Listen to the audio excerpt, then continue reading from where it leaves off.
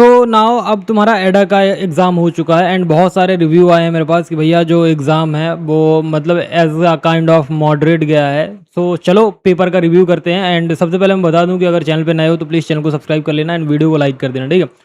सो देखो एडा ये आपका AL402 एंड मेरे पास अभी CS और CD के नहीं आए हैं।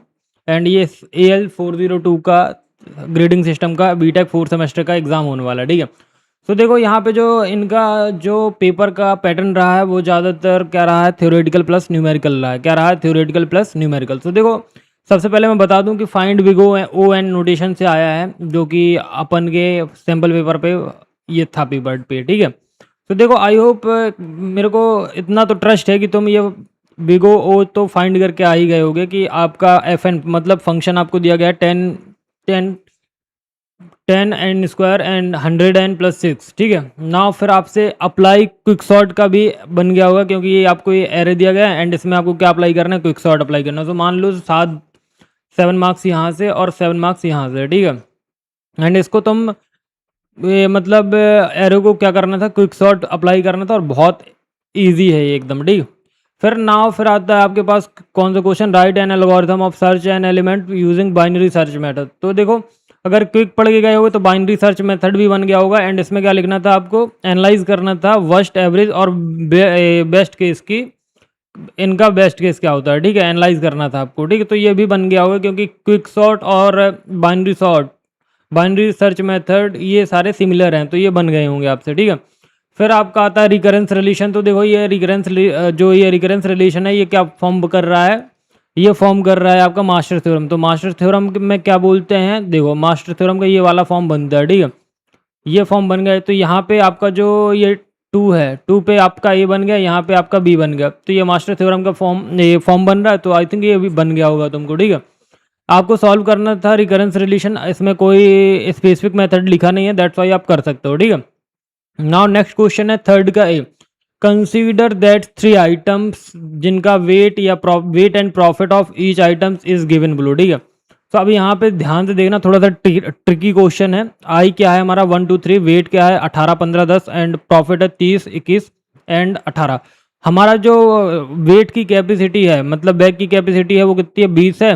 एंड ऑब्टेन करना है आपको क्या, solution of given next step problem. तो देखो यहाँ पे इसने क्या बोला है, नेक्स्ट स्टेप प्रॉब्लम बोला है ना कि 01 नेक्स्ट स्टेप प्रॉब्लम। तो ये किससे सॉल्व होगा, ग्रीडी एल्गोरिथम से सॉल्व करना है, ठीक है। तो बहुत सिंपल है एंड बन गया होगा। तो 18 है, तो आई थिंक 18 20, तो देखो तुमसे ये बन गया होगा, ठीक है। और इसमें हमको क्या करना था, जो हमारा ग्रीडी एल्गोरिथम है यूनिट नंबर 2 का, ग्रीडी एल्गोरिथम से ही ये नेक्स्ट स्टेप प्रॉब्लम सॉल्व करनी थी। एंड इसके जस्ट अपोजिट देखो नीचे लिखा हुआ है 01 नेक्स्ट स्टेप प्रॉब्लम। तो देखो ये हो गया यूनिट नंबर 2 से एंड ये हो गया आपका यूनिट नंबर 3 से, ठीक है। एक्सप्लेन करना 01 नेक्स्ट स्टेप प्रॉब्लम एंड इसका सॉल्यूशन मतलब इसका क्या करना है, डिस्कस करना है सॉल्यूशन, ठीक है। एंड फिर देखो आपका एक ग्रीडी से फिर से क्वेश्चन आता है, what is greedy algorithm, right the pseudo code, apply करना है आपको greedy algorithm on colouring the vertices of given graph. तो ये कलरिंग के लिए आ गया, ठीक है, ग्राफ कलरिंग जिसको बोलते हो, ठीक। तो ये भी बन गया होगा। एंड जो मैंने बोला ही था कि क्रुस्कल या प्रिज्म से कोई एक आएगा, तो क्रुस्कल का न्यूमेरिकल ना के उसने आपसे थ्योरेटिकल क्वेश्चन पूछ लिया, ठीक है। तो ये भी बन गया होगा। MST मिनिमम स्पैनिंग ट्री में 2 आते हैं, क्रुस्कल और प्रिज्म। सो क्रुस्कल आपको पूछा गया है ना कि प्रिज्म, तो ये बन गया होगा। एंड देखो flood Vercel algorithm unit number 3 का है एंड ये डायनेमिक प्रोग्रामिंग का एक एप्लीकेशन है फ्लड वर्सल एल्गोरिथम, ये भी बन गया होगा। एंड इसमें आपको न्यूमेरिकल नहीं पूछा गया है, ये आपसे थ्योरेटिकल विथ सुटेबल एग्जाम्पल पूछा गया, ठीक है। अब बात करते हैं, कंपेयर करना आपको डायनेमिक प्रोग्रामिंग और ग्रीडी मेथड को and divide and conquer rule. तो देखो जो हमारे डीपी है डायनेमिक प्रोग्रामिंग है, डायनेमिक प्रोग्रामिंग तुमसे बन गई होगी, ग्रीडी के मेथड्स भी बन गए होंगे, ठीक। एंड जो डिवाइड एंड कॉन्कर मेथड है, इसमें क्या करना है, जो बड़ी प्रॉब्लम्स होती है उनको सब पार्ट्स में डिवाइड करते हैं एंड उनको सॉल्व करते हैं, देन क्या कर देते हैं, कंबाइन कर देते हैं। तो डिवाइड एंड कॉन्कर मेथड भी बन गया होगा, ठीक।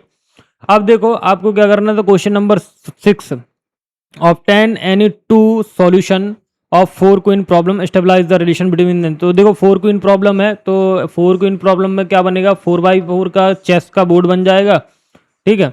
4x4 का चेस का बोर्ड बनेगा एंड 1 2 3 4। सो एक क्वीन आपका यहाँ पे आ जाएगी, एक क्वीन आई थिंक मतलब ये डायगोनल एक क्वीन आपकी शायद यहाँ पे आएगी, ठीक है। तो काइंड इस प्रकार से एक यहाँ पे आ जाएगी और एक आई थिंक यहाँ पे आएगी। तो बाकी चेक कर लेना, बाकी मैंने वन शॉट्स के वीडियो में पढ़ाया था एंड इसमें बैक ट्रैकिंग का यूज़ करके ही मतलब आपको करना था, ठीक है।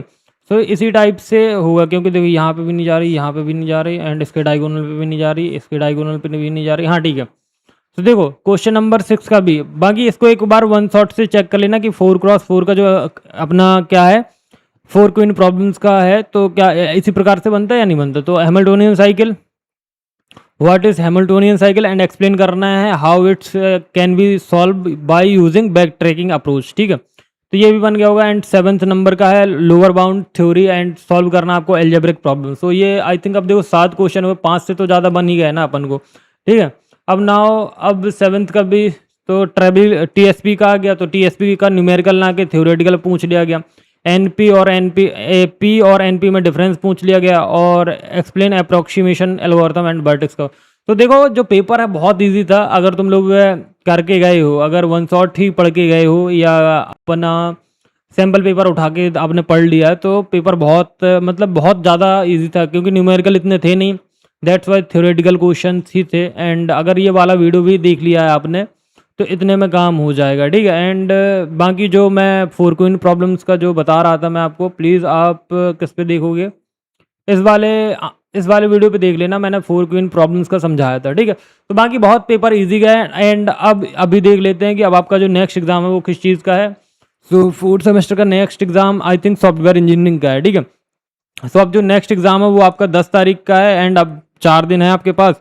सो 4 दिन में आपको सॉफ्टवेयर इंजीनियरिंग के सारे वन शॉट प्रोवाइड कर दिए जाएंगे, आपका सैम्पल पेपर प्रोवाइड कर दिया जाएगा, इंपॉर्टेंट क्वेश्चन प्रोवाइड कर दिया जाएगा एंड सारी चीज़ें प्रोवाइड कर दी जाएंगी। तो बाकी मिलते हैं एक नेक्स्ट वीडियो में। एंड पेपर बहुत इजी गया था एंड कमेंट सेक्शन में बता देना कि तुम्हारा पेपर कैसा गया था। And data science and CS वालों का भी हो तो प्लीज़ शेयर कर देना मेरे को व्हाट्सएप या इंस्टाग्राम पे। तो thank you for watching and मिलते हैं एक नेक्स्ट वीडियो में।